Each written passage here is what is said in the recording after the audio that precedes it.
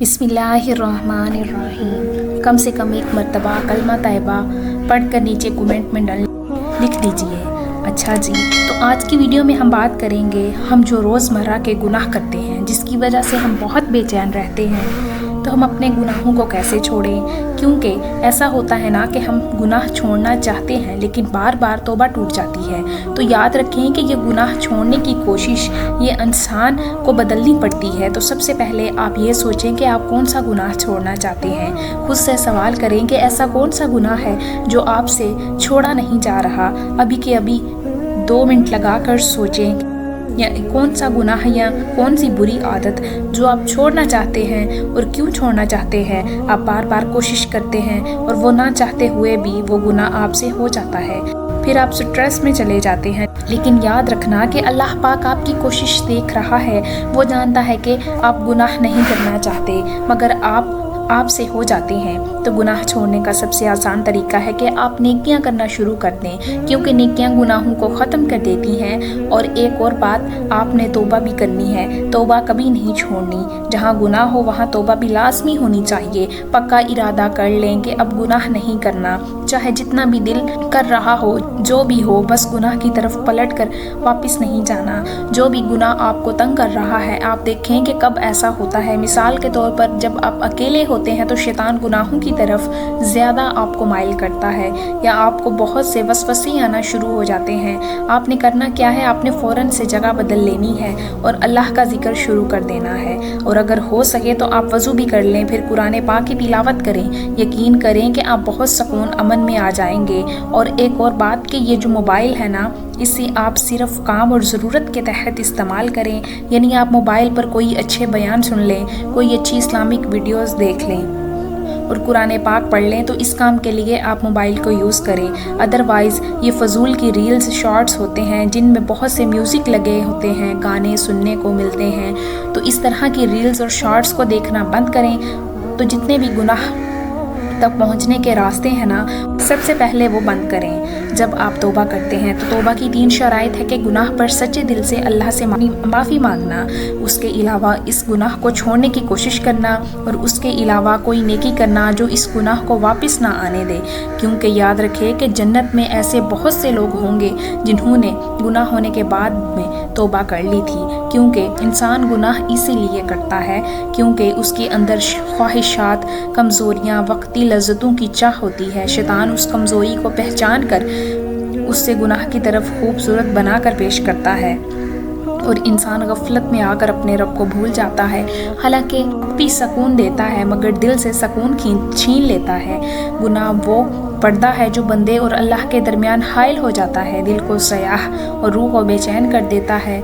और याद रखें कि असल कामयाबी गुनाह से बचने में नहीं बल्कि गुनाह के बाद नादिम होकर तौबा करने में है। क्योंकि अल्लाह की रहमत हमेशा अपने बंदे के इंतज़ार में होती है। और सूरतुल बकरा की आयत नंबर 168 में है, और शैतान के नक्शे कदम पर न चलो, बेशक वो तुम्हारा खुला दुश्मन है। सूरह ज़ुमर की आयत नंबर 53 में है, जिसका तर्जुमा है, कह दो ए मेरे बंदो जिन्होंने अपनी जानों पर जुल्म किया, अल्लाह की रहमत से ना उम्मीद ना हो। बेशक अल्लाह सब गुनाहों को बख्श देता है, यकीनन वही बख्शने वाला मेहरबान है। तो इस आयत से पता चलता है कि इंसान गुनाह करके खुद पर जुल्म करता है। क्योंकि आपने हज़रत यूनुस अलैहिस्सलाम की वो दुआ भी पढ़ी होगी, आपको याद होगी।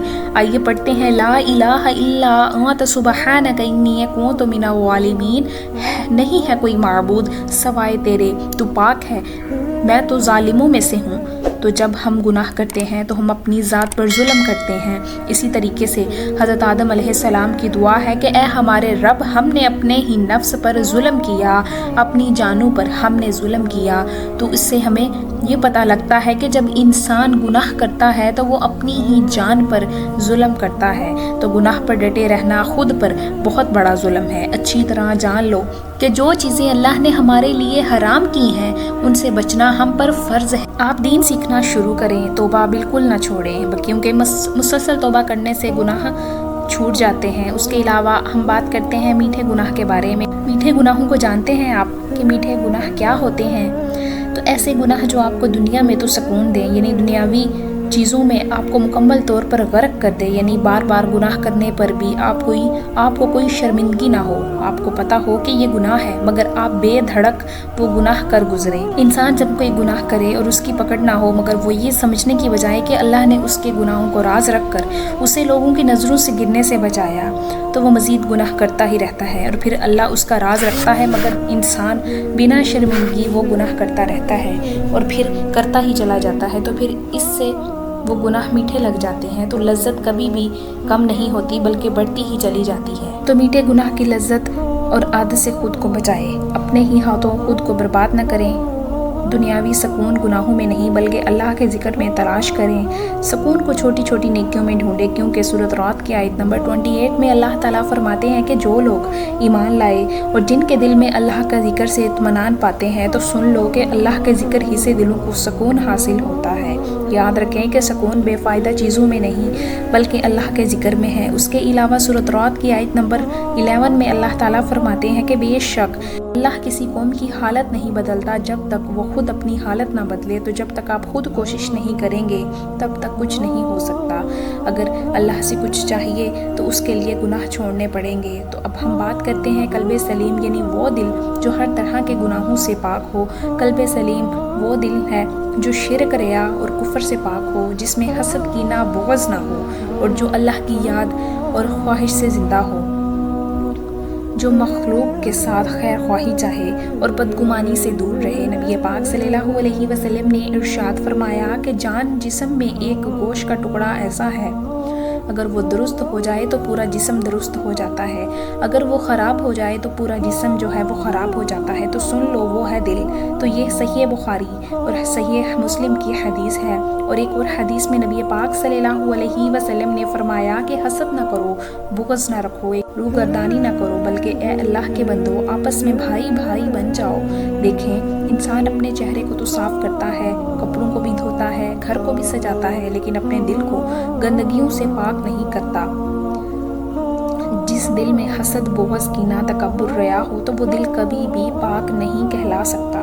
تم لاکھ عبادتیں کر لو، لاکھ نیکیاں سجا لو، لیکن اگر دل کے اندر دوسروں کے لیے نفرت اور دنیا کی حوث اور ریاکاری موجود ہے تو یہ ساری عبادتیں بیکار ہیں، کیونکہ قیامت کے دن ہی آپ کا مال آپ کا ساتھ دے گا، اور نہ ہی اپنی اولاد صرف وہی لوگ بن سکیں گے جو اللہ کے پاس پاک صاف اعمال لے کر جائیں گے۔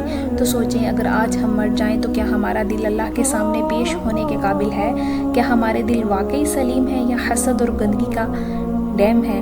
تو اپنی زبان کو ذکر میں لگائیں، دل کو معاف کرنے والا بنائیں، دل دنیا کے لالچ کو نکالیں اور اللہ کی محبت اور خشیت سے اس دل کو زندہ کریں، ورنہ یاد رکھیے کہ ظاہری خوبصورتی اور دنیاوی رشتہ داریاں قبر میں کچھ کام نہیں آئیں گی، وہاں تو صرف دل کے خشیت کھل کر سامنے آئیں گے۔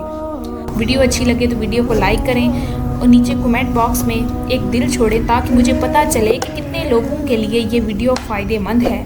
ایسی اور بھی ویڈیوز دیکھنے کے لیے میرے چینل لرننگ آف اسلام کو سبسکرائب کریں۔ جزاک اللہ خیرہ۔